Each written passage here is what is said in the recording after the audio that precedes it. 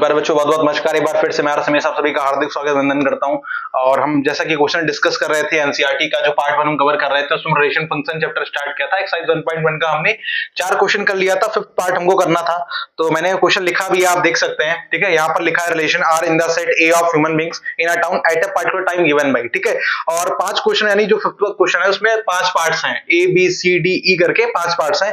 तो हम पहला पार्ट यहाँ पे स्टार्ट करते हैं, यानी ए वाला पार्ट हम यहाँ से स्टार्ट करते हैं और देखते हैं क्वेश्चन हमसे क्या कह रहा है। चलिए स्टार्ट करते हैं। तो यहाँ पे देखिए आपसे कह रहा है कि r is equal to curly bracket में लिखा है x, y such that x and y work at the same place. यानी ये क्वेश्चन कह रहा है कि यहाँ पर x, y such that x और y वर्क करते हैं सेम प्लेस। हम मान लेते हैं x, y कोई दो पर्सन है तो वो वर्क करते हैं, और जहां पर वो काम करते हैं उन दोनों की जो जगह है काम करने की वो एक ही जगह है। ठीक है, तो आपको यहाँ पर चेक करके बताना है क्या रिलेशन रिफ्लेक्सिव होगा, सिमेट्रिक होगा या फिर ट्रांजिटिव होगा। ये चेक करते हैं करके। सबसे पहले देखते हैं रिफ्लेक्सिव के लिए कि रिलेशन रिफ्लेक्सिव है या नहीं है। चलिए रिफ्लेक्सिव के लिए फटाफट से एक बार देखते हैं रिफ्लेक्सिव के लिए क्या ये रिलेशन रिफ्लेक्सिव है। तो अगर रिफ्लेक्सिव के लिए चेक करें तो हमें लिखना पड़ेगा, यहां पर हम ऐसे लिखेंगे x and y work at the same place. अगर x और y दोनों वर्क कर रहे हैं सेम प्लेस पे, तो हम यहां से ये कह सकते हैं कि x, y belongs to r, यानी x, y जो है वो रिलेशन में बिलोंग करेगा। ठीक है, अगर हमें रिफ्लेक्सिव के लिए चेक करना है तो यहां पे लिखेंगे फॉर रिफ्लेक्सिव।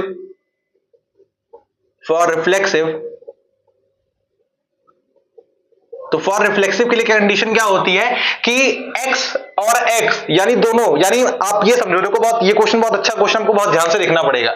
यहां पर कह रहा है x और y जो वर्क करते हैं सेम प्लेस, यानी x और y दो के पर्सन होंगे और वो एक ही जगह पे काम कर रहे होंगे। तो रिफ्लेक्सिव के लिए कंडीशन क्या होती है, a, बिलोंग्स टू r। तो यहां पर a क्या है, यहां पर x है, यानी x कोई पर्सन है, तो जो कोई व्यक्ति जो काम कर रहा होगा वो खुद की जगह पे ही काम कर रहा होगा। तो यहां पर हो जाएगा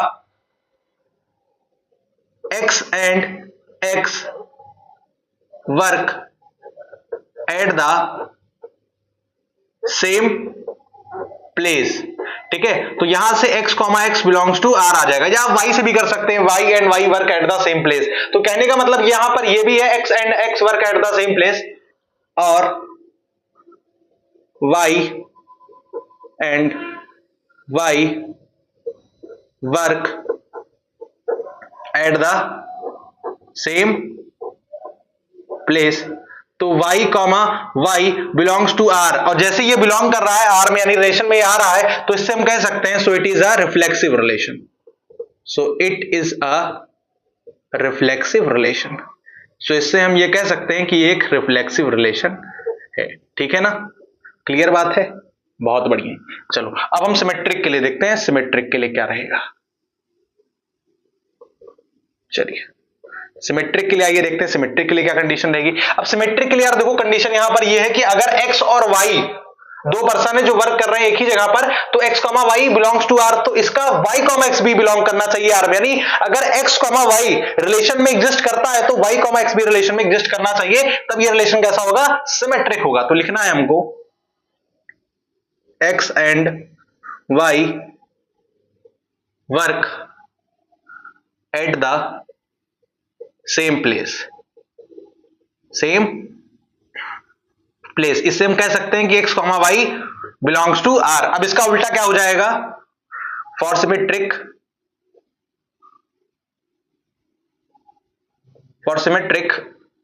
y and x work at the same place. अभी मैं आपको एग्जांपल से समझाऊंगा तो आपको बहुत बढ़िया तरीके से क्लियर हो जाएगा। अब आप ये समझें, जैसे मान लीजिए कि x को हम राम मान लेते हैं, y को हम श्याम मान लेते हैं, और दोनों काम करते हैं work at the same place, यानी किसी जगह काम करते हैं। मैं मान लेता हूं कोई जिस जगह पे काम करते हैं वो जगह है आपकी आप गोरखपुर मान लीजिए। ठीक है, तो राम और श्याम दोनों जो पर्सन है वो काम करते हैं गोरखपुर में। ठीक है, तो हम ये भी तो कह सकते हैं कि श्याम और राम जो काम करते हैं गोरखपुर में। कहने का मतलब ये कि देखो अगर आप पर्सन चेंज करोगे तो उससे कोई अंतर नहीं पड़ेगा। क्यों, क्योंकि देखो राम और श्याम एक ही जगह पे काम कर रहे हैं, तो जगह वही रहेगी, चाहे आप राम श्याम बोलो या श्याम राम बोलो, तो उससे कोई फर्क नहीं पड़ता। तो सिमेट्रिक के लिए y and x work at the same place, तो y, x belongs to r हो जाएगा, यानी ये रिलेशन आपका सिमेट्रिक भी हो जाएगा। बात करते हैं ट्रांजिटिव के लिए। चलिए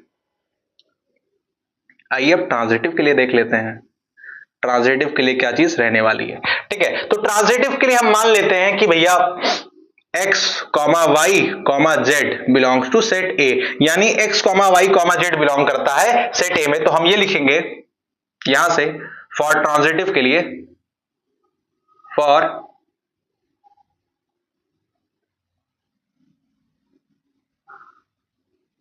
ट्रांजिटिव के लिए x एंड y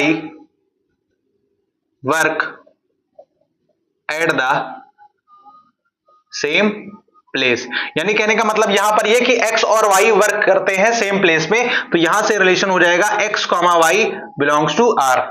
ठीक है, अब यहां पे लिखेंगे y and z work at the same place, तो यहां से हो जाएगा y, z belongs to r। Then तो यहां से कंडीशन ये होती है कि अगर a, b बिलोंग कर रहा है r में, ट्रांजिटिव की कंडीशन बता रहा हूं, आप इसको नोट नहीं करना, बस कंडीशन आपको रिकॉल कराने के लिए बता रहा हूं कि अगर a, b बिलोंग करता है r में और b, c बिलोंग करता है r में, तब a, c को भी बिलोंग करना पड़ेगा r में, तब जाकर के रिलेशन कैसा होगा, ट्रांजिटिव होगा। तो अगर x and y work at the same place, यानी x, y belongs to r, और यहां पे कह रहा है कि y and z work at the same place, यानी y, z belongs to r, then x and z work at the same place.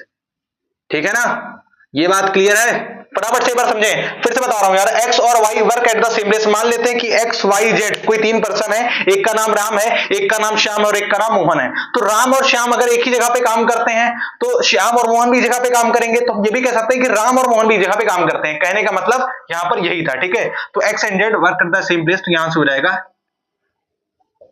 ये चीज। सो it is a transitive relation. Transitive relation. चलिए, बढ़िया क्वेश्चन था, फटाफट से एक बार नोट कर लीजिए इसको, अच्छा क्वेश्चन है, एग्जाम में पूछा जा सकता है।